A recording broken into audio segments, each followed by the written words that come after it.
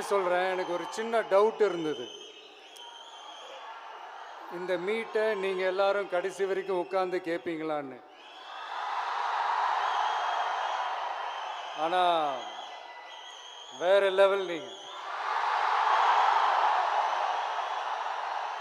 அர்ஜுன் அவர்கள் சொன்னதும் நிர்மல் குமார் சார் அவர்கள் பேசினதும் நீங்கள் கடைசி வரைக்கும் நீங்கள் உட்கார்ந்து நீங்கள் கேட்டதுக்கு ரொம்ப ரொம்ப ரொம்ப நன்றி.